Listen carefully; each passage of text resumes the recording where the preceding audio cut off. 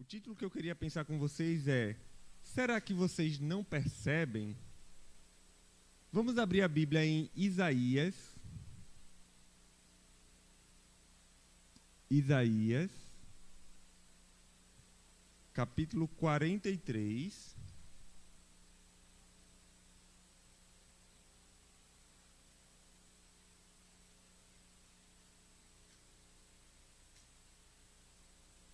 Isaías, capítulo 43, versículo 18 e 19. Amém? Não fiquem lembrando das coisas passadas, nem pensem nas coisas antigas.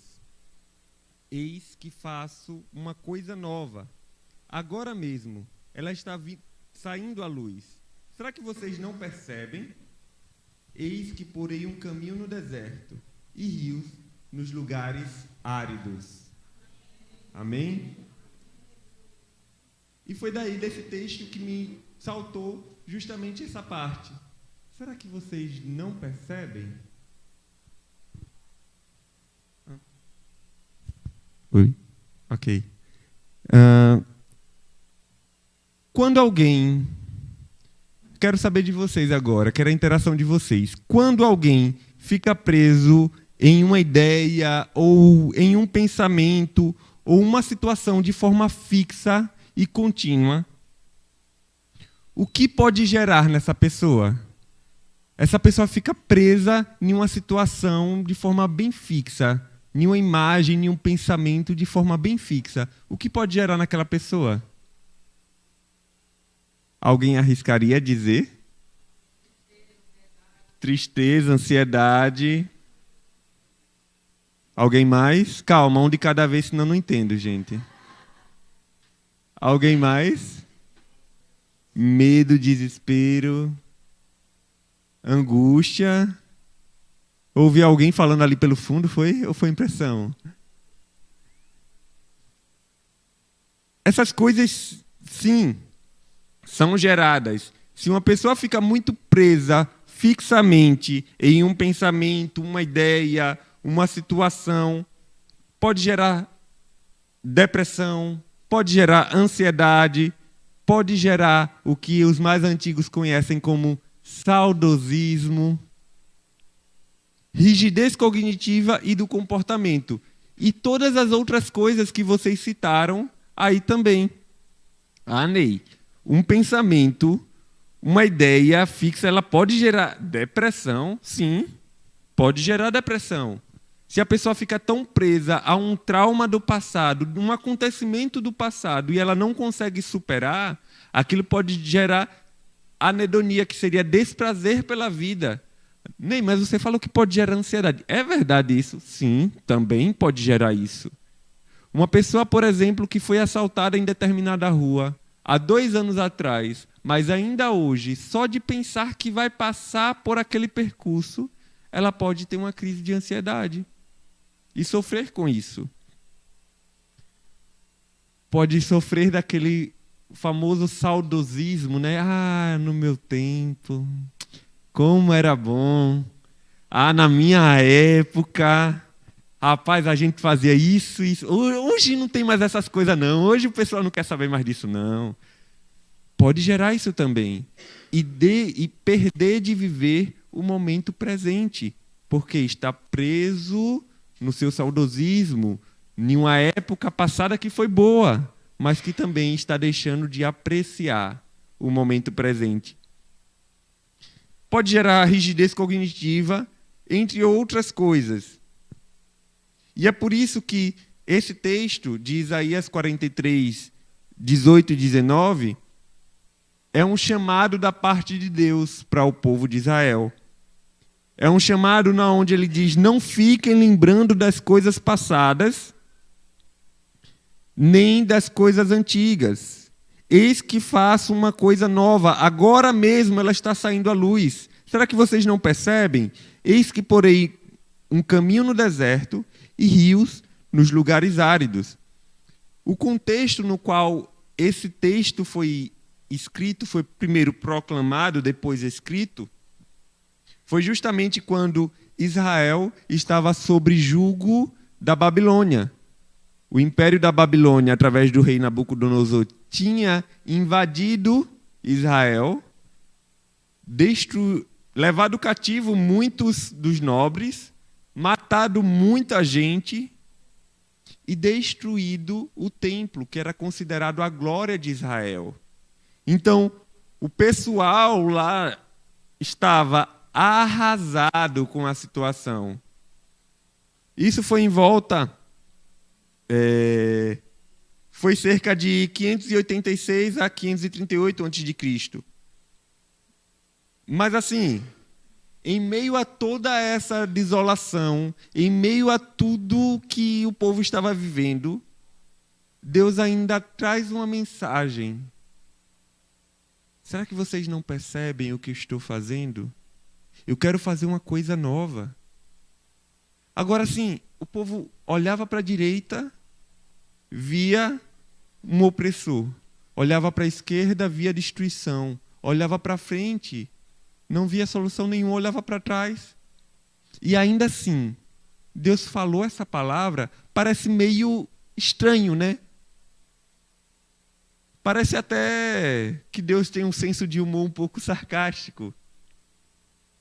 Como assim? Eu estou vivendo a pior fase da minha vida, onde o gás acabou, eu não estou com dinheiro, o boleto está para vencer, o cobrador já chegou na minha porta, meu filho acabou de sofrer um acidente e coisou o pé. Meu Deus, parece que está dando tudo errado. E Deus vem dizendo, eis que faço nova todas as coisas.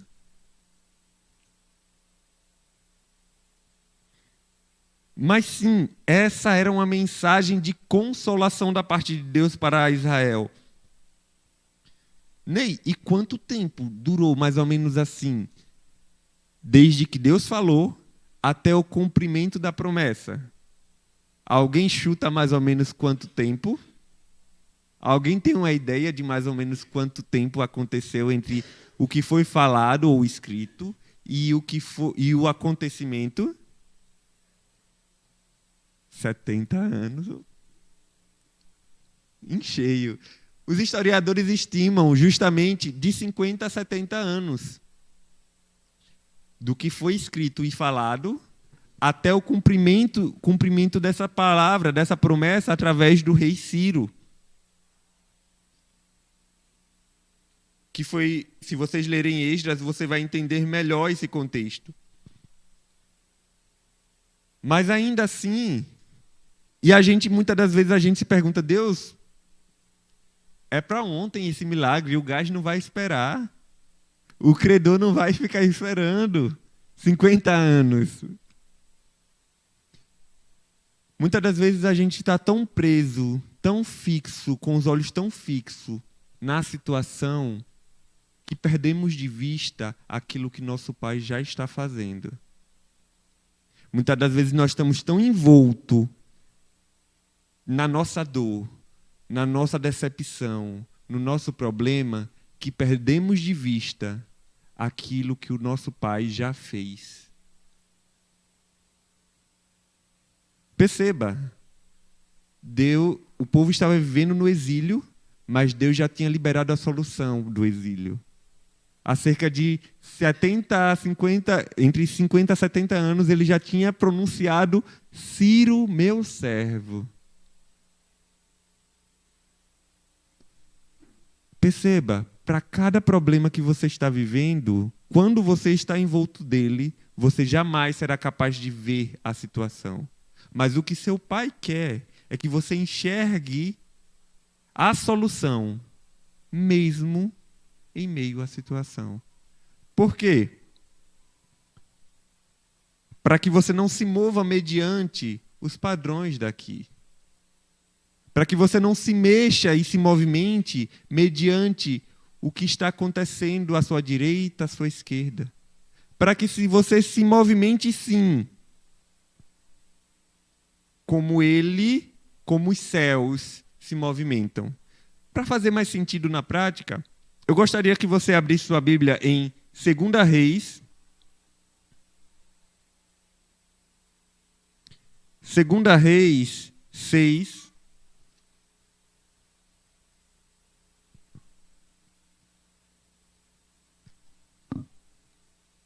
Segunda Reis 6, do 15 ao 19. Segunda Reis 6, do 15 ao 19. Diz o seguinte: o servo do homem de Deus levantou-se bem cedo, e ao sair, eis que tropas, cavalos e carros de guerra haviam cercado a cidade. Então o moço disse a Eliseu: ai, meu senhor, que faremos?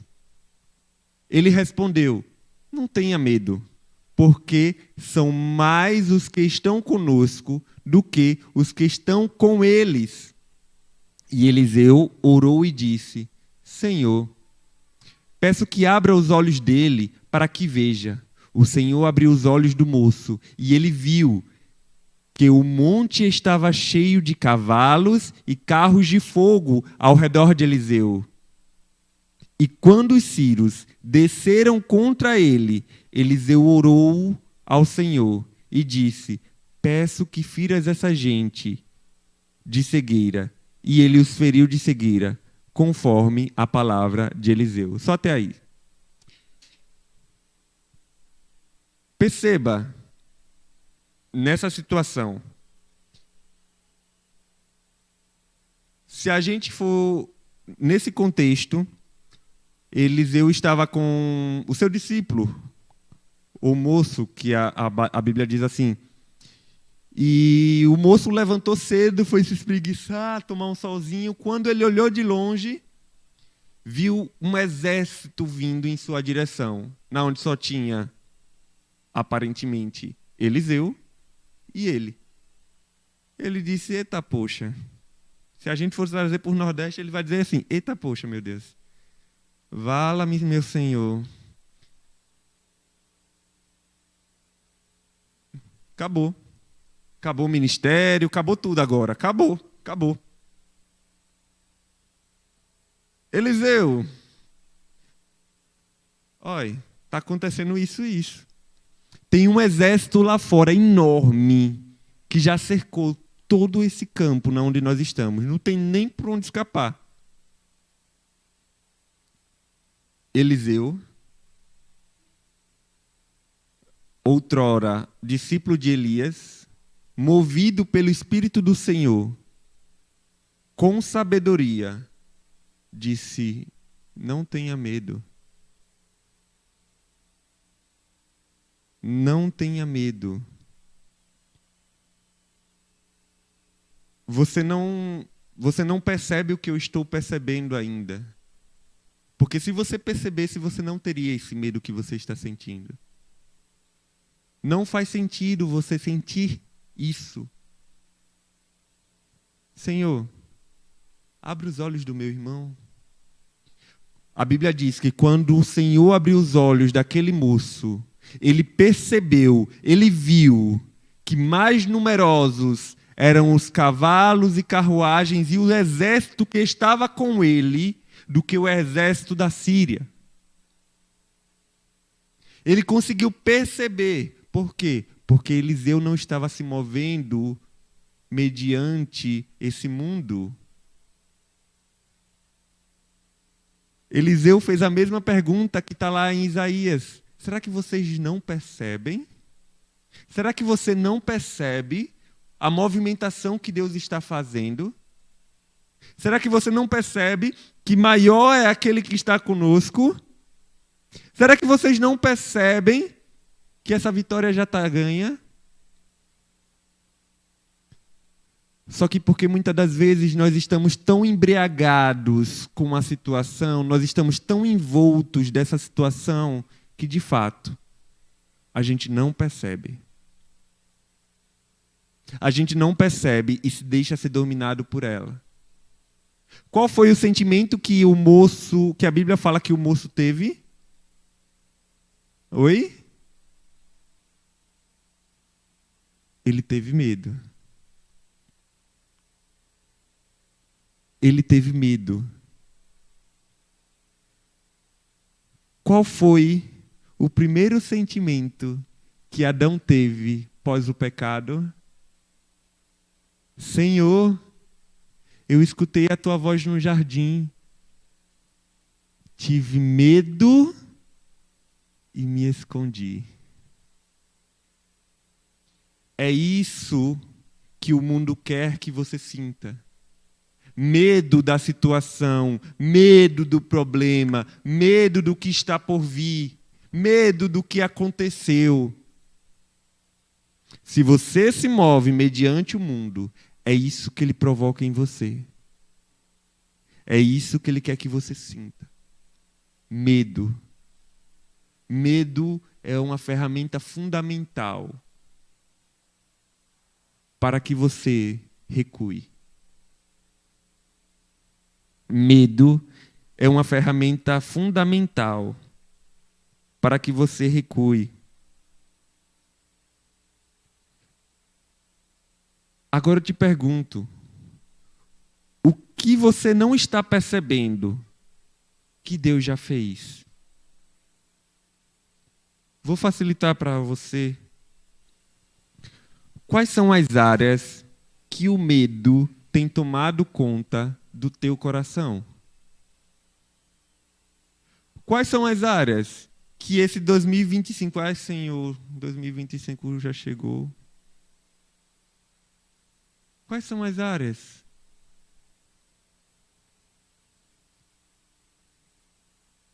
Quais são as áreas que você não tem conseguido e tem se sentido justamente paralisado frente a ela?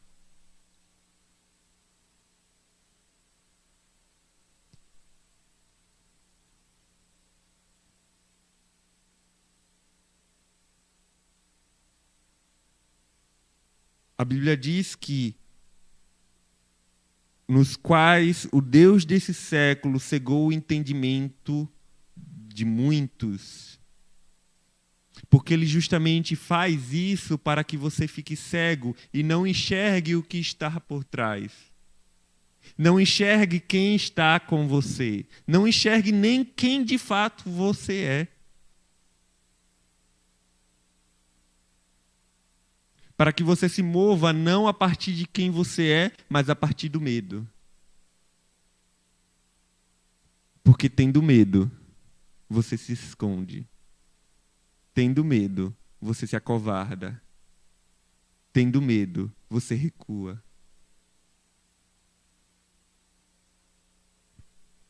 Perceba o que um homem justo, temente ao Senhor, fez na situação.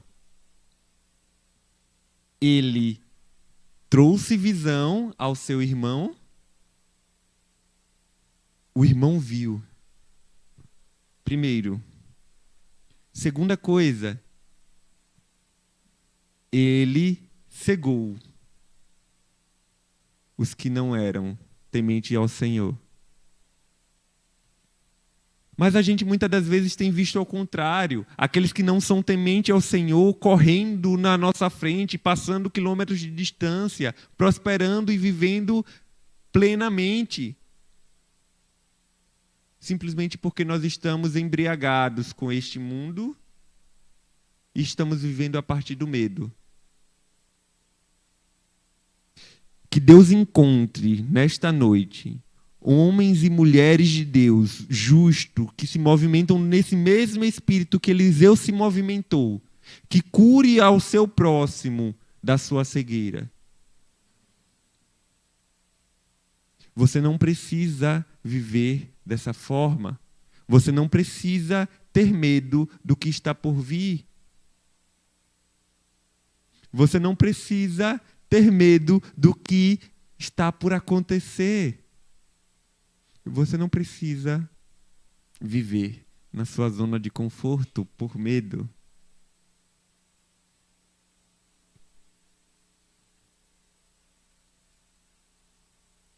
Vamos abrir a Bíblia também e vamos encontrar em Êxodo 14.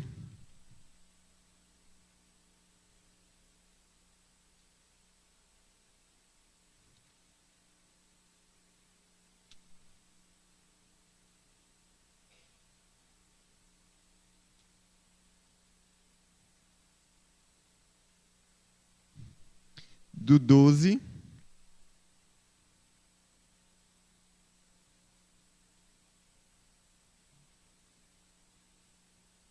ao 16.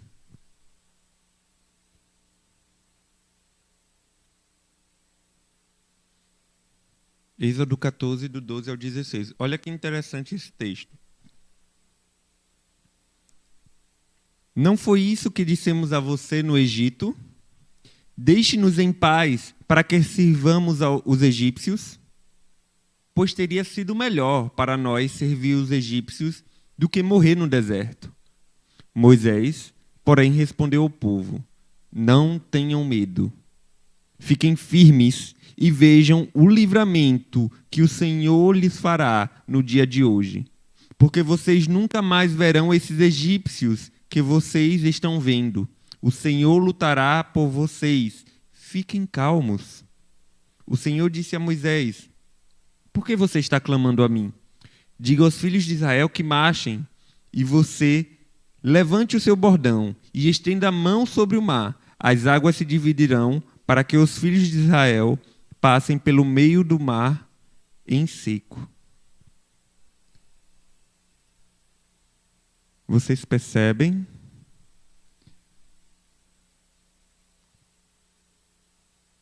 O que é que esse texto, qual é o sentimento que tem em comum no texto anterior e nesse texto? Qual é o sentimento que eles têm em comum? Que o servo de Eliseu teve, que o povo está tendo? Eles não percebiam, eles não viam o que o Senhor estava fazendo.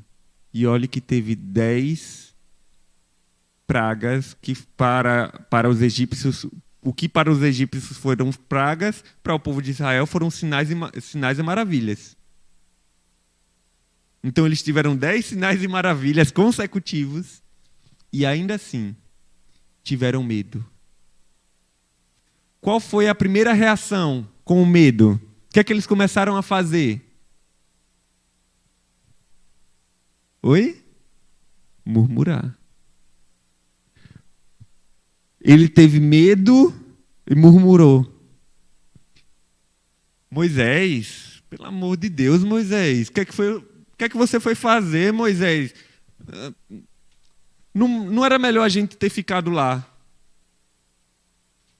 Você nos trouxe até aqui para morrer aqui no deserto. Por acaso lá não tinha cemitério suficiente, não? Era?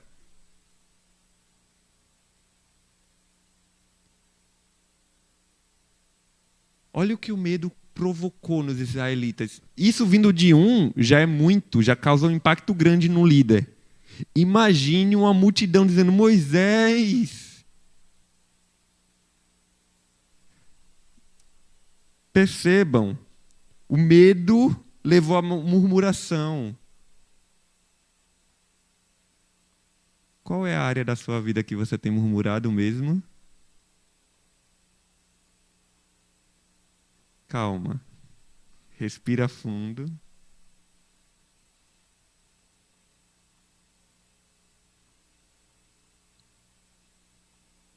O povo, se não tivesse com o homem segundo o coração de Deus naquele momento, um líder que Deus de fato tivesse selecionado e que se fosse sobre todas as coisas temente ao Senhor, assim como Eliseu, certeza que ele diria assim: tá bom, eu vou resolver, fiquem aqui, eu vou voltar no Egito, vou falar com o faraó e todo mundo vai se render novamente.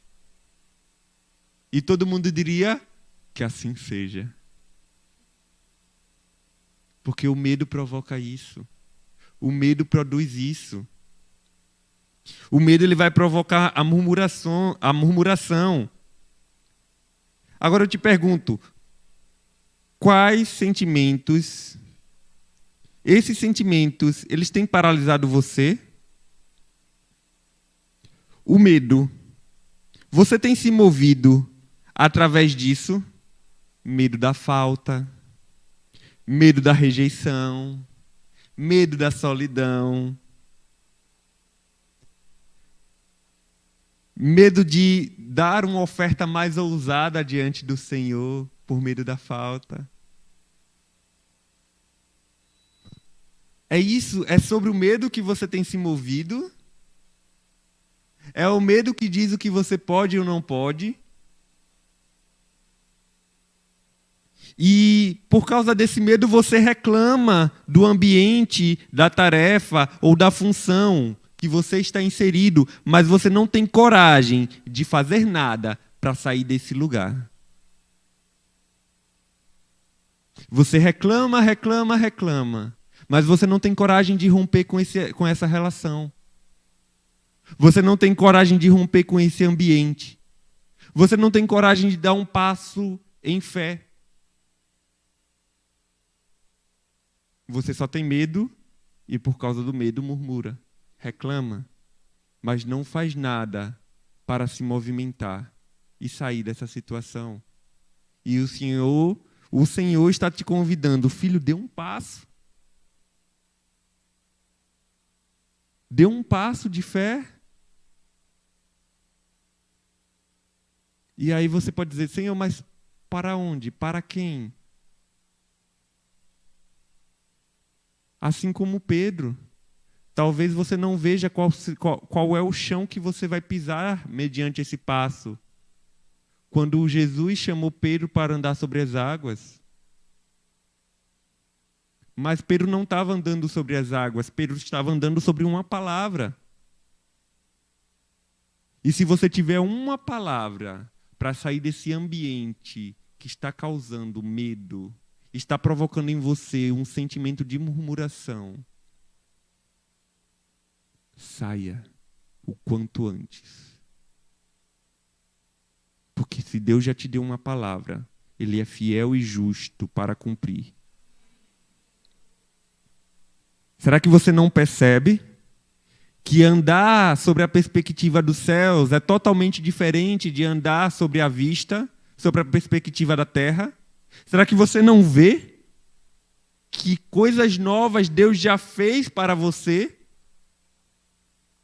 Nem se Ele já fez, não é novo. Sim, é novo para você que ainda não viu, porque já está pronto. Todas as ferramentas, todas as bênçãos, todos os recursos necessários já estão prontos para você, para cada fase da sua vida presente ou das que estão por vir. Você ainda não enxerga, porque o medo tem te cegado. Quando você passar a andar pelas coisas eternas e viver por elas, você vai perceber que a murmuração vai perder seu sentido, que o medo vai perder o sentido. Qualquer outro pecado que tenha impedido você de prosseguir vai perder o sentido. Porque você vai saber quem você é. Você vai saber qual é o seu propósito. Você vai saber sua identidade. Logo, não faz sentido murmurar. Não faz sentido ter medo. Para Eliseu ou para Moisés, fazia sentido ter medo? Vendo o que eles viam, fazia sentido eles terem medo? De forma alguma. Para Eliseu, que estava vendo carros e mais carros muito mais numerosos, para Moisés, que já conseguia contemplar o que o Senhor já ia fazer, não fazia sentido ter medo. Muito menos murmurar, muito menos cometer qualquer outro pecado que você tem lutado. Você peca, não é porque o pecado é forte. É porque você não consegue ainda contemplar quem de fato você deve ser e você já é em Deus.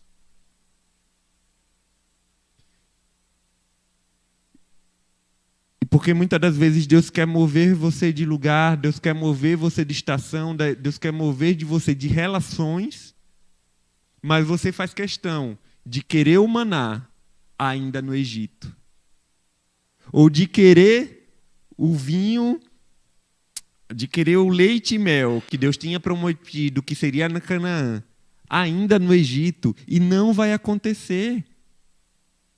Deus não vai liberar o maná no Egito. Você precisa romper com o Egito.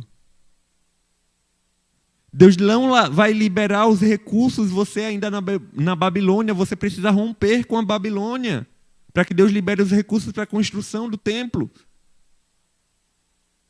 Por quê? Porque vinho novo em odres velhos não dá certo. Vinho novo em odres velhos. Vou ser um pouco clichê agora. Às vezes nós queremos justamente um ano novo, mas tendo totalmente os hábitos antigos. Não vai ser novo.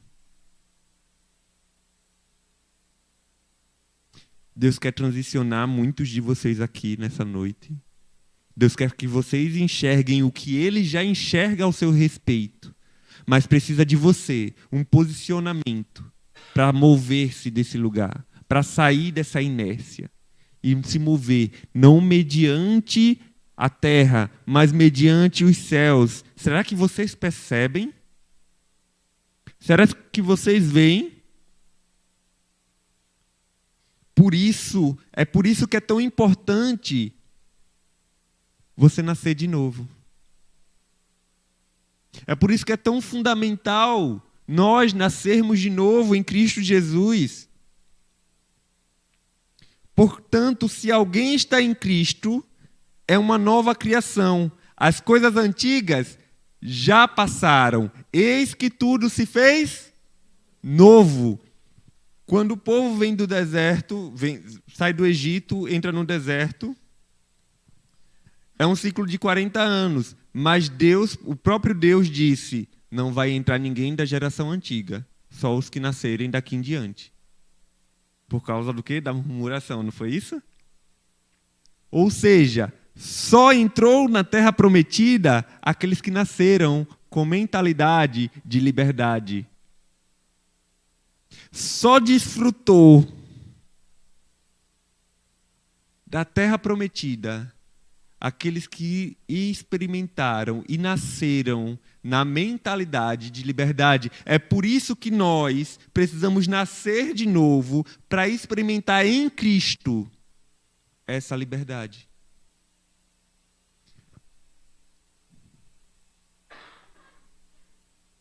O povo com a mente escrava não conseguiu. Uma geração morreu, assim como eu e você um dia precisamos, ou aconteceu que nós morremos para o mundo. Porém também ressuscitamos com ele. E só assim podemos acessar a mente livre em Cristo. Caso contrário, se você não nascer de novo, nem tente, irmão. Se você ainda não nasceu de novo, não tente viver o novo de Deus, porque não vai dar certo. Só aquele que nasceu em Cristo Jesus. Só aquele que nasceu em Cristo Jesus pode experimentar o novo, a novidade de Deus. Vou reler o texto de 2 Coríntios 5,17. Portanto, se alguém está em Cristo, é uma nova criação. As coisas antigas, elas já passaram. Eis que tudo se fez novo. Eis que tudo se fez novo. Mas o texto de Isaías, frequentemente ele é interpretado como profético, né?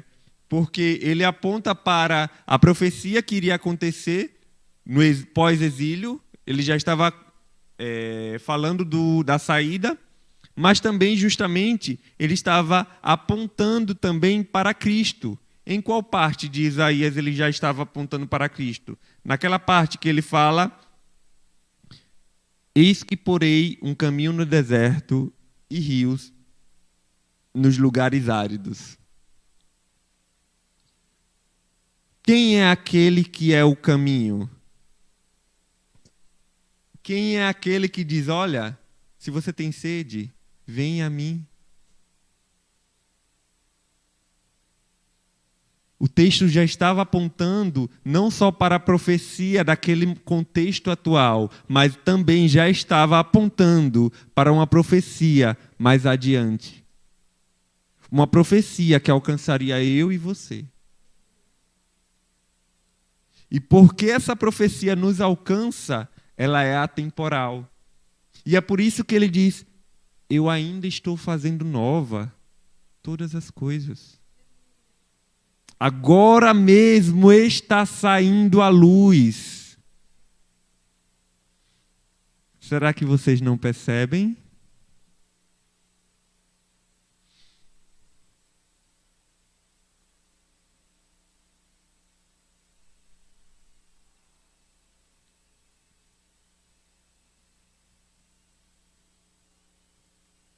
Vamos abrir a Bíblia em 2 Coríntios 4:4.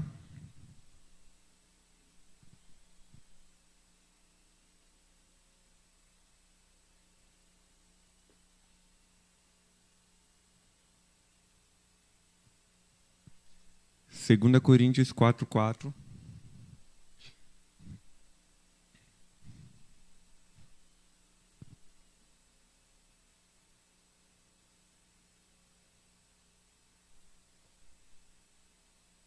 Que diz o seguinte: nos quais o Deus desse mundo cegou o entendimento dos descrentes, para que não lhes resplandeça a luz do evangelho da glória de Cristo, o qual é a imagem de Deus. O foco aqui não é justamente no Deus desse século. A gente já entendeu que ele quer cegar o nosso entendimento. Mas justamente nessa parte do que vai acontecer caso você não esteja o entendimento cegado. Para que lhes resplandeça a luz do evangelho da glória de Cristo, o qual é a imagem de Deus. Se você entende isso, se você nasce de novo e permite com que sua mente seja renovada em Cristo, você vai conseguir que isso aconteça. Resplandeça a luz do evangelho através da sua vida. Para que você entenda e experimente que Cristo é a imagem de Deus, mas não parou em Cristo. Cristo foi o primeiro para que você desse continuidade. Então entenda que você também, através de Cristo e em Cristo, é a imagem de Deus. É por isso que é tão importante para o inimigo das nossas almas que você não saiba quem você é. Que você não perceba as coisas como o céu percebe. Que você não entenda o movimento do céu. Para que você não resplandeça a luz de Cristo onde quer que você passe. Para que você não se movimente mediante a movimentação celeste, a movimentação dos céus. E você fique parado, fique com medo, e você recue, e você reclame. Caso contrário, você vai se movimentar mediante os céus. Você vai ser a imagem de Deus. Porque você já é a imagem e semelhança do nosso Pai. Só que o medo distorce isso. Não se mova pelo medo. Perceba. João, ele fala que o perfeito amor, ele lança fora todo o medo. Se você está se movimentando por medo, você precisa se apegar ainda mais ao amor de Deus. Porque é nele que você vai conseguir vencer essa situação. Não é com recursos deste mundo, porque os recursos desse mundo, uma hora, vai ser que nem um filho pródigo. Você vai gastar, vai gastar, vai gastar, vai consumir, vai se especializar, vai fazer curso, vai comprar isso, vai vender aquilo. Mas chega uma hora que eles vão acabar. Enquanto você não tem essa mentalidade de caindo em si, perceber que o que Deus tem para nós é bem melhor, bem maior e ilimitado, porque é abundante, e abraçar com todas as suas forças essa identidade e se mover a partir dos céus e caminhar sobre essa palavra, Ninguém vai te segurar, irmão. E você não vai trazer só luz sobre você. Todos ao seu redor vão ser incendiados, iluminados, encandeados pela luz de Cristo que brilha através de você. Porque não se pode pegar uma lâmpada e colocar debaixo da cama. Ela precisa ser colocada em lugar de destaque para que ilumine toda a casa. Para que os homens vejam as suas obras e glorifiquem ao Pai que está no céu. E o Pai que está no céu te recompensará. Mas uma pessoa que vive isso não anda por medo, nem pelas situações presentes. Será que vocês percebem? Pelo que você está andando nesse momento da sua vida? Pelo que você está se movendo nesse momento da sua vida? Você quer que você tenha um 2025 abençoado? Pleno no Senhor? Se mova pelos céus e não pela terra. Se mova pelo amor e não pelo medo. Se mova pela graça e não pela lei. Perceba o que ele já fez. Olhe e veja o que já está diante de você. Não são coisas que vão acontecer, já aconteceram. Já estão diante de você. Abra os olhos. Abra os olhos. E se for preciso, se for necessário, fazer como o cego Bartimeu, que ouviu que Jesus ia passar e gritou: Jesus, filho de Davi, tende compaixão de mim. E Jesus perguntou: o que você quer que eu te faça? Eu quero ver, Senhor. Se for necessário, nessa noite, você fazer como Bartimeu, que clamou com todo o fôlego dos seus pulmões, para chamar a atenção de Jesus, então, irmão, que assim seja. Clame com todas as suas forças, mas não deixe de enxergar o que o Senhor já fez, porque Jesus, Deus já preparou o seu ano todinho. Mas você tem uma opção: ou você se move pela sua agenda, pela agenda deste mundo, ou pela agenda dos céus para você.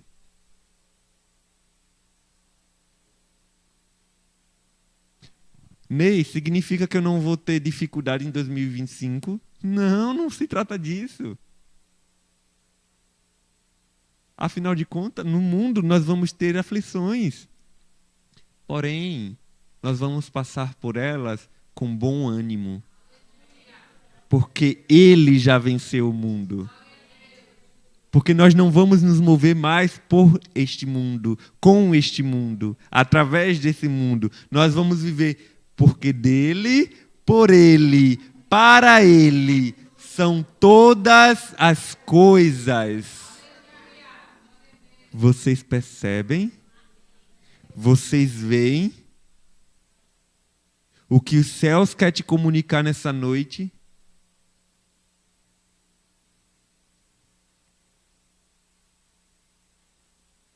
Entenda que se você viver através desse amor, não há nada que possa te separar dele.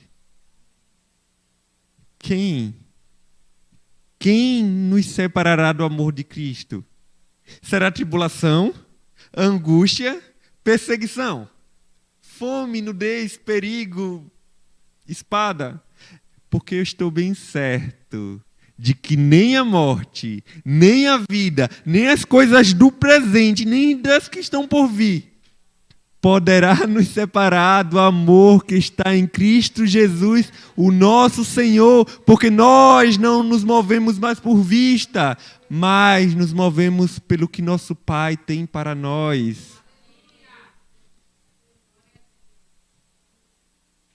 O último texto da noite, prometo. Apocalipse 21, 5.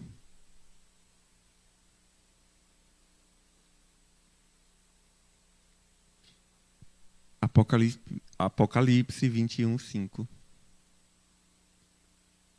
Diz o seguinte: e aquele que estava sentado no trono disse o quê?